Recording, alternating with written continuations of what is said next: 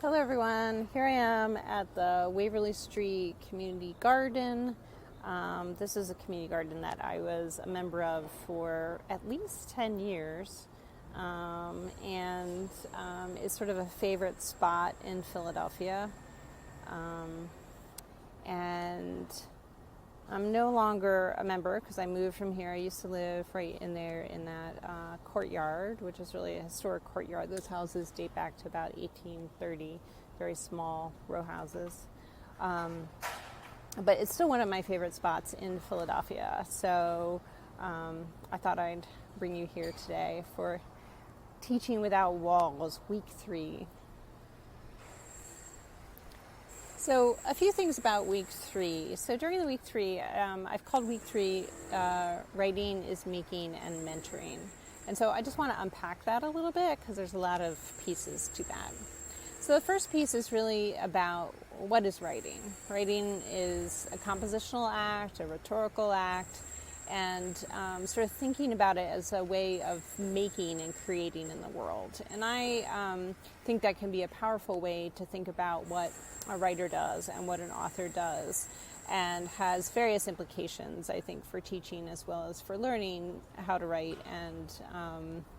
and looking also at authors' craft and how authors compose and construct what they do. That leads me to the mentoring part, that a key piece of learning how to write is noticing the ways that other people write in the world, and to tap into mentor texts and look at authors' craft and think about the implications of other authors' decisions on the thing that they made, that they composed, that they wrote. And so why this is important when we're teaching writing online.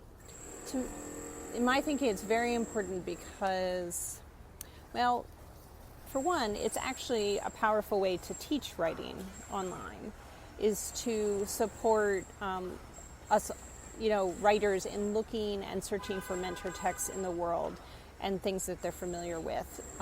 With the advent of the internet, we are surrounded our writing today and composing and creating work on social media and creating and composing work with multimodal tools and, on their phones and with apps and new ways of sort of rhetorics of communication, texting, for example. So we're just surrounded by this all the time. And I think it's a powerful way to think about what it means to write today by looking at how everybody is writing around us and using those as mentor texts to kind of inspire and help with our writing or just tinkering with writing. Troy Hicks, in the book Digital Writing Workshop,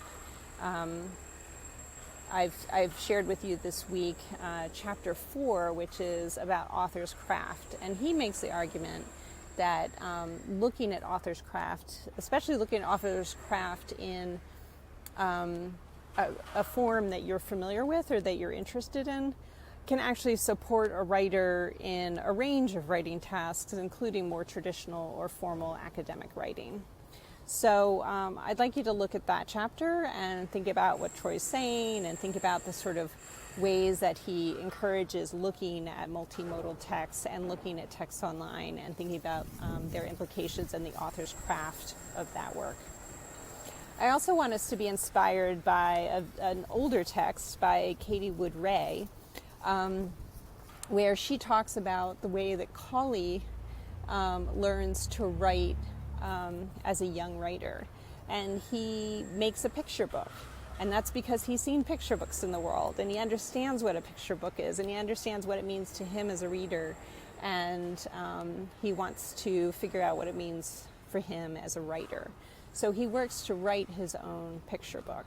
So this is kind of an inspirational story about how we can actually teach writing and teach author's craft by really spending some time looking at the ways that youth, or any of us, are readers in the world, and what we read and what we're interested in, and using that to inspire our work.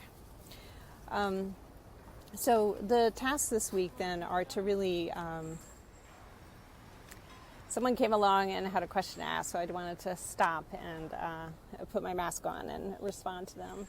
So, so making and mentoring. So this week I want to inspire us. I want us to be inspired by Colley. I want us to be influenced by Troy Hicks, and really think about, explore this idea of writing as making. What does that mean to you? What are the implications of it? Does it help you in thinking about writing? Do you think it could help you in thinking in your own writing? Do you think it could help you in your own teaching?